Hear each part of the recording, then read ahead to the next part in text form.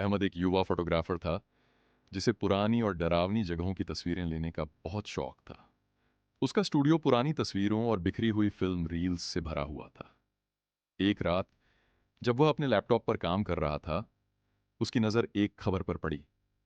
भूतिया हवेली, जहां कोई भी जाने की हिम्मत नहीं करता। ये एक पुरानी सुनसान हवेली थी जो कई दशकों से वीरान पड़ी थी। कहा जाता था कि जो भी इसके अंदर गया वह कभी वापस नहीं आया। लेकिन अहमद को यह सब बेवकूफ़ी लगी और उसने फैसला किया कि वह वहां जाकर हकीकत का पता लगाएगी। आधी रात का समय था और पूरा इलाका सुनसान पड़ा था। अहमद अपने कैमरा बैग के साथ उस पुरानी हवेली के सामने खड़ा था। यह जगह असल में उतनी ही डरावनी थी जितनी अफवाहों में सुनी थी। हवेली के दरवाजे और दीवारें टूटी हुई थीं। खिड़कियों के शीशे टूटे पड़े थे और लोहे के गेट पर जंग लगा हुआ था। अहमद ने कैमरा निकाला और तस्वीरें लेना शुरू कर दी। जैसे ही उसने पहली तस्वीर खींची, उसे लगा कि गेट के पीछे कोई परछाई हिली। लेकिन जब उसने दोबारा देखा तो वहां कुछ भी नहीं था।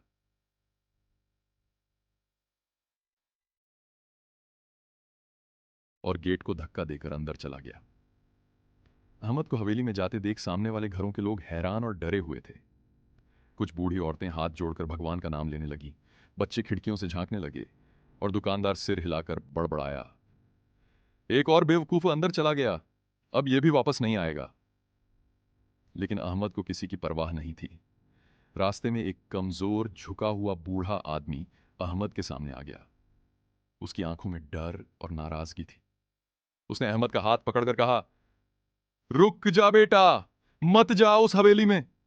वो घर जिंदा है, जो अंदर जाता है वो उसी का हिस्सा बन जाता है। अहमद हंसा और बोला, बाबा जी, ये सब कहानियां हैं, मैं बस तस्वीरें लेने जा रहा हूं। बूढ़े की आंखों में आंसू आ गए। वो दरवाजा एक बार खुल जाए तो फिर कभी बंद नहीं होता। लेकिन अहमद ने उसकी बात को नजरअंदाज किया और आगे बढ़ गया। जब अहमद ने हवेली का दरवाजा खोला तो एक ठंडी अजीब सी हवा उसके चेहरे से टकराई। अंदर हर तरफ धूल और मकड़ियों के जाले थे।